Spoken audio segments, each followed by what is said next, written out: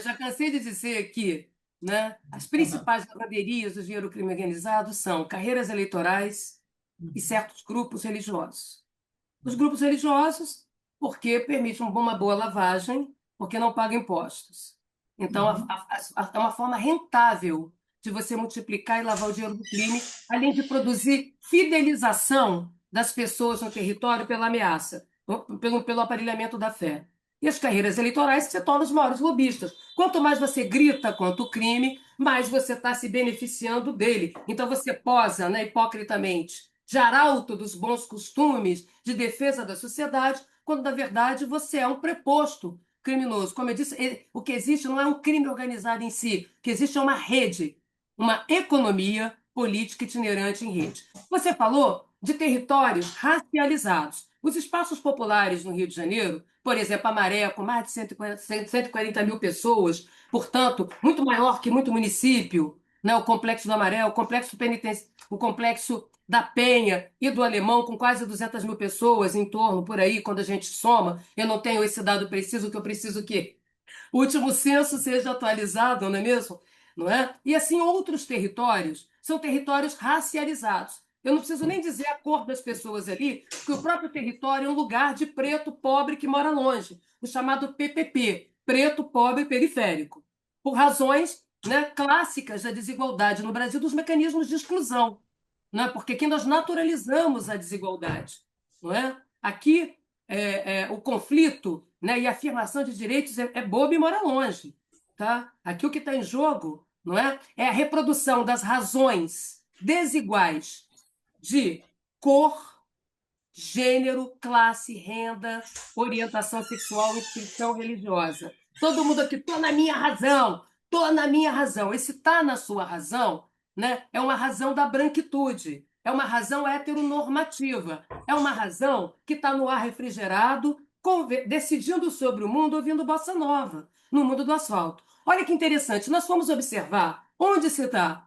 o espetáculo da polícia, né, da polícia de espetáculo e do crime ostentação, são nos territórios, né, periféricos, não são nos territórios populares dentro da Zona Sul.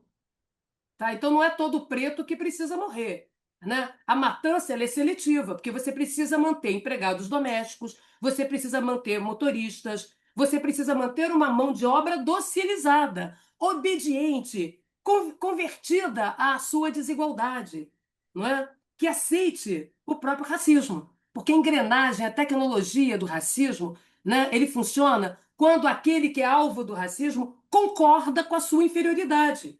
Né? A misoginia funciona como tecnologia de poder quando as mulheres concordam e aceitam a sua inferioridade.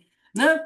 A transfobia e tudo mais funciona, a parofobia, né? O ódio a pobre vai funcionar quando nós achamos que somos inferiores, como pobres, como negros, como mulheres, como quilombolas, como LGBT. Essa é a tecnologia, tá? Que é a ideia de cada um por si, né? E nenhum político por nós e Deus por todos. Ou seja, é melhor eu estar do lado de um racista porque eu sou uma preta de alma branca, né, do que eu estar aqui no meio desse quilombo, não é? Contaminada pelo mal, pela inferioridade. Né? Então, isso é interessante a gente compreender que a engrenagem do racismo, né, para ela funcionar, ela precisa que aqueles que são alvos, né, das práticas racializadas, das práticas racistas, excludentes, discriminatórias, venham a aderir. Porque nesse mundo predatório, não é? De uma economia neoliberal globalizada, do empreendedorismo do seu próprio miserê, que o sujeito é empresário de seu próprio miserê, a fórmula de dar certo, como é que você naturaliza a desigualdade e hierarquia? Quando você, né, você cria dispositivos como o capacitismo. Olha, você não deu certo, entendeu? Porque isso aqui é como se fossem os cavalinhos do jockey. Todo mundo comeu danoninho, todo mundo comeu da melhor alfafa, todo mundo teve o melhor bifinho. Aí você dá um tiro por alto, sai todo mundo correndo, os cavalinhos. O que ganhou é que teve melhor mérito, ganhou por mérito. O que você não está vendo é desigualdade de partida, de oportunidades, de capacidades, de investimentos, não é? Né? Em insumos básicos, em recursos básicos, né? Para que as pessoas estejam em iguais condições para competir.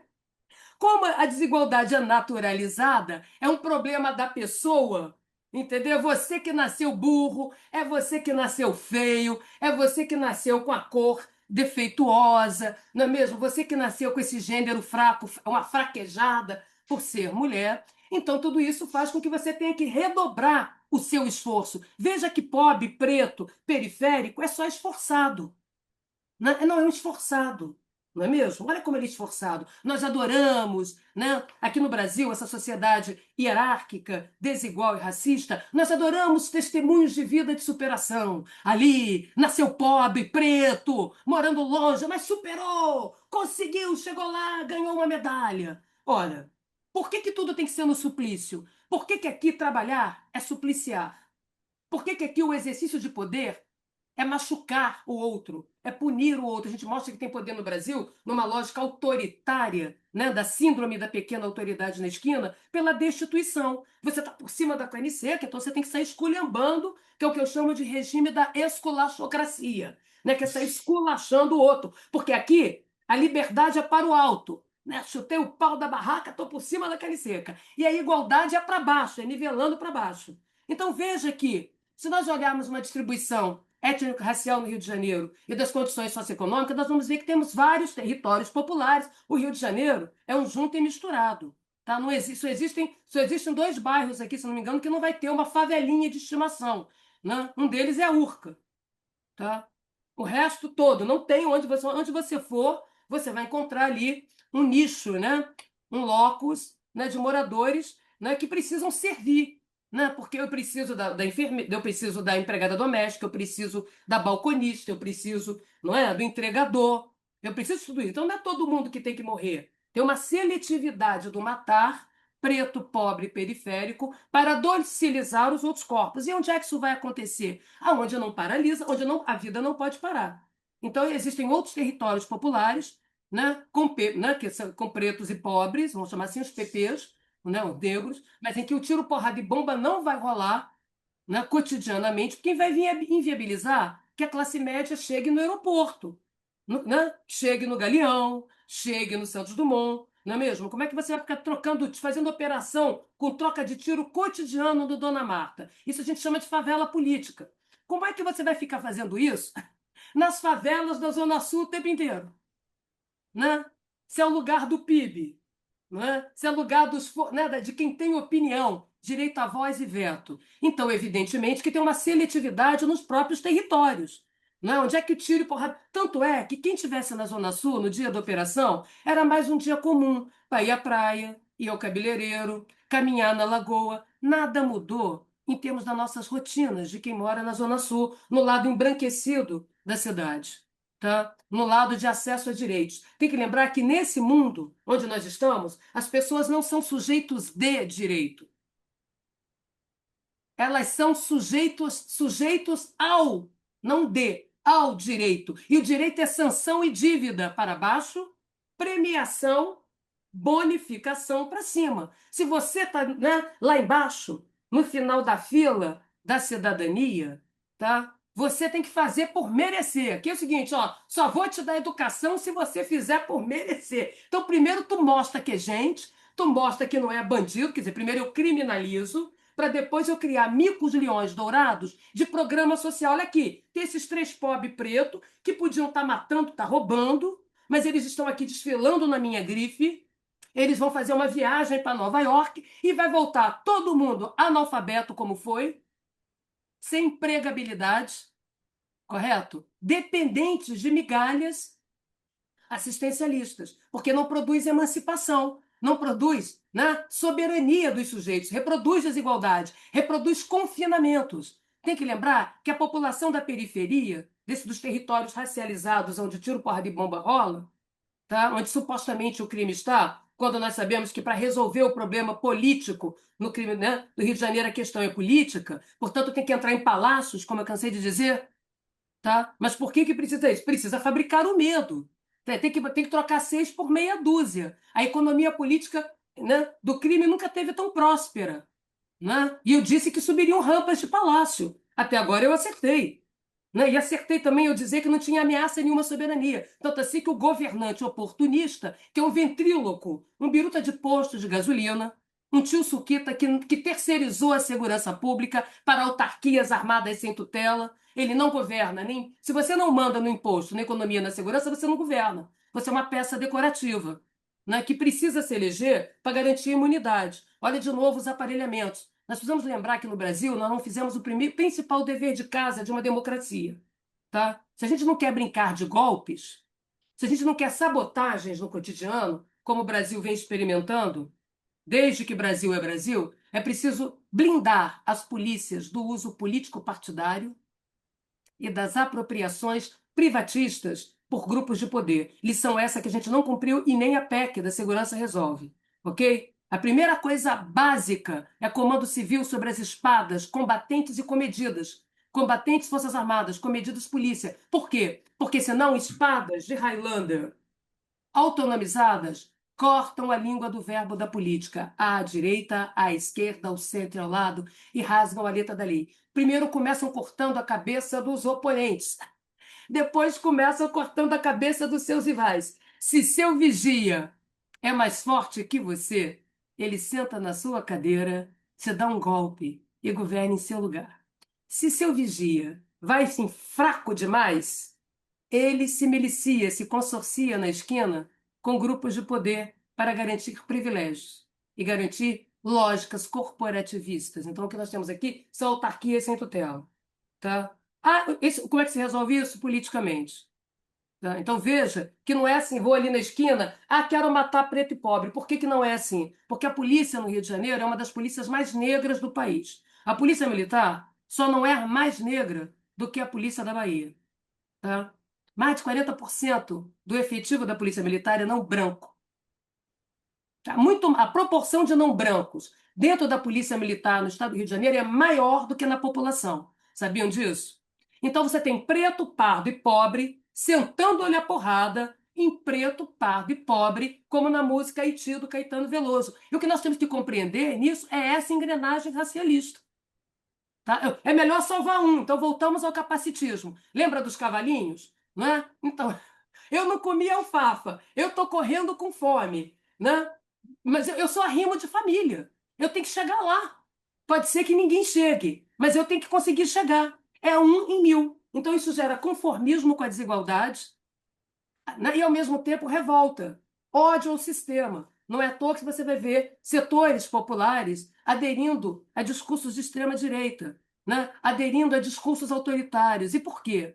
Porque esses discursos oferecem o imediato, o tempo presente. Não fica oferecendo o juízo final. Daqui a 1000 anos, todos vocês serão iguais. Daqui a 30 mil anos, pretos, pardos, pobres, todos serão iguais. Mulheres, homens, né, cis, trans, todos. É agora que eu preciso da igualdade. É agora que eu preciso estar viva para poder estudar, para poder trabalhar. Eu não posso esperar a redução da desigualdade que no Brasil, para todo mundo mudar de classe, uma família inteira sair de uma posição social e mudar de classe demora 50 anos, 70 anos.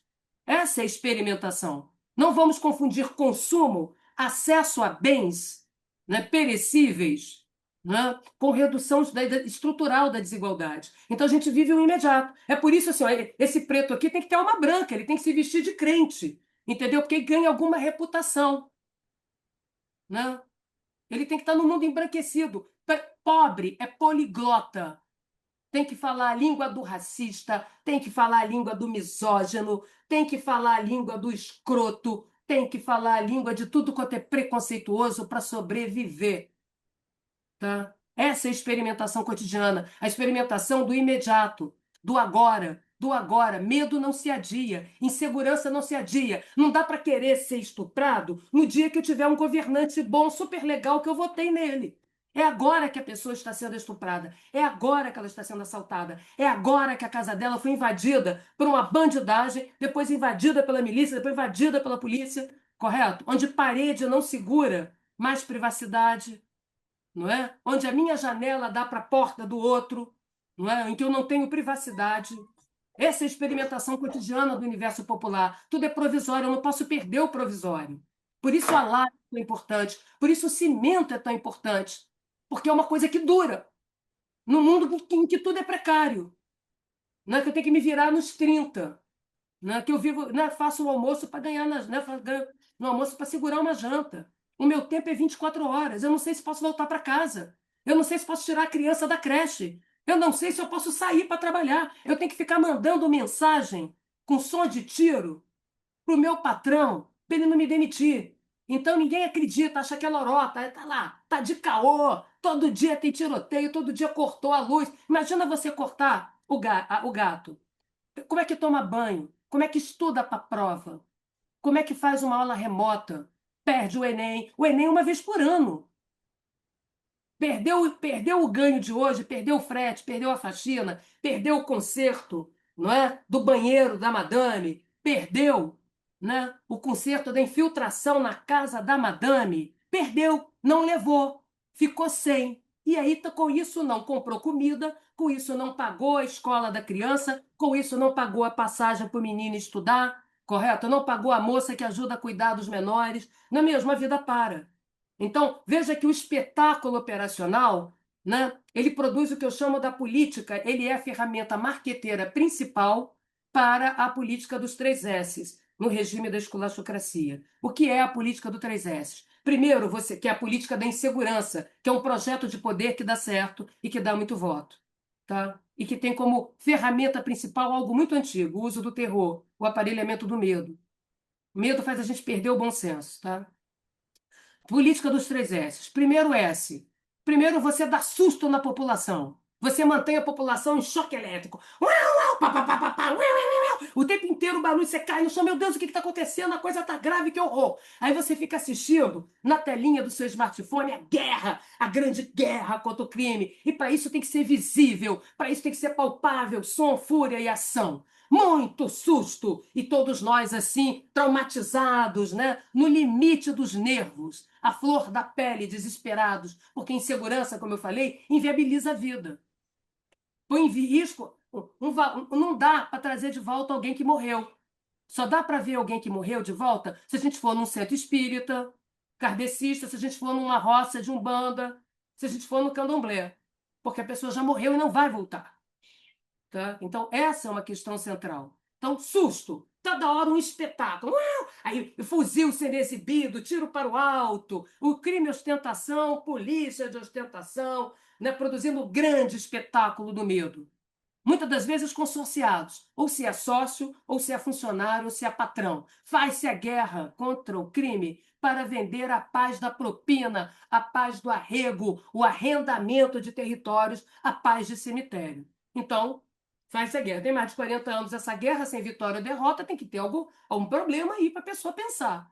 Depois que você deu susto, que está todo mundo à flor da pele, igual barata tonta, desesperado, correndo para lá e para cá, você posa de maioral, né? Você tem surto de autoridade, fecha a cara assim, estufa o peito, dá soco na mesa e diz: comigo bandido não se cria, é tiro na cabeceira, bandido bom é bandido morto.